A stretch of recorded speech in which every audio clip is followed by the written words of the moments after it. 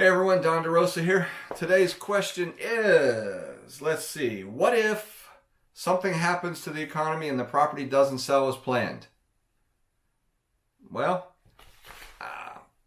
we've seen that before. The last one was back in 2008. So let's kind of follow some history here. History is the market will correct just about every 10 plus years. That's historically what's been happening. 2008 was the last correction. Prior to that, late 90s. Prior to that, late 80s. Okay, give or take a year or two here or there. Now, some of the corrections have been relatively small, moving from a seller's market into a buyer's market, transitioning a little bit. Because let's face it, about every 10 years, we do that transition. A real estate has a cycle like this. Seller's market, buyer's market, seller's market, buyer's market. And it does vary a little bit, but rest assured, that's pretty much a certainty. It happens. It's just the way real estate cycles go. So the first thing you have to understand is, what cycle are we in now?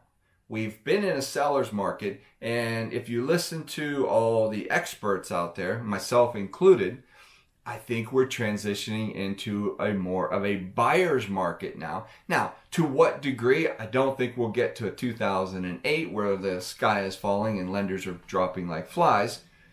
But I do think prices are going to go a little stale. Things are going to slow down a bit. So that much I really think is true. So if for some reason you bought a house and you thought you thought the after repair value was 200 and the economy's dropped and it's not quite there. There's a couple things you can do. First and foremost,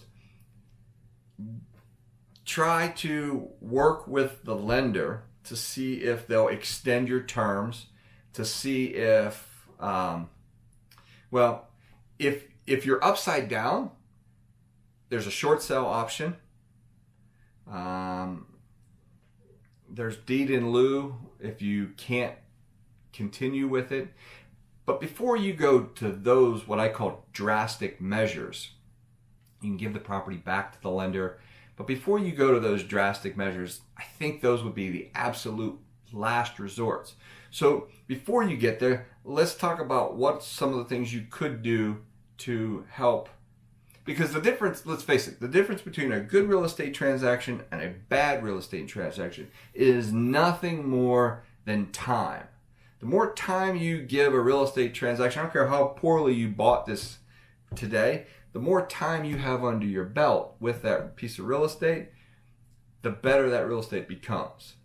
You get the appreciation, you get the depreciation, you get the pay down of the loan if you're making those payments. So there's lots of things that can happen. So that would be the first thing I would tell you is talk to your lender and see if you can renegotiate terms. If you can renegotiate terms, okay, that's great because that allows you more time. And once you have more time, now you can do things like a lease with an option to purchase. You can do some form of owner finance, whether it be a wraparound mortgage, whether it be I would not recommend subject to if you're the one that owns it. But there's other alternatives. You can do owner finance, lease with an option to purchase. I think I mentioned those. Many different creative things. So it really comes down to, it's the age-old saying, you make your money when you buy, you realize it when you sell. If you're making decisions reacting to the economy, it may be too late. But there's always options. There's always options. So the first thing that I would recommend doing is get more time. You can rent the property. Like, I'll give you an example. And this is an extreme example, but it happens. I bought a house, almost 20 years ago. Rehabbed it. The day I was putting the thing on the market, there was a triple homicide next door. Well, needless to say, it was all over the news. Nobody wanted to live next to that triple homicide. Well, so what did I do? I went back, I talked to my lender, we got a little more time, okay? And then I just put a tenant in it. So I just let a little bit of time go by, taking that rent and letting time go by. So we paid down the loan. The loan's almost free and clear now. And it's been 20 years later. So the lender got their money back. I have a free and clear house now. So at the end, it turned out to be the best thing. But we had to react. So if you're in a situation where the economy takes a turn and you have to, what should you do? The first thing I would do is try to get out of it as quickly as possible. Maybe you don't make as much money. Maybe you make a little bit less. Get out from under it. Okay? Don't keep dragging this thing along. There's always the next deal. If that can't happen, if you're too far gone and you're already upside down, the next best thing is to talk to the lender.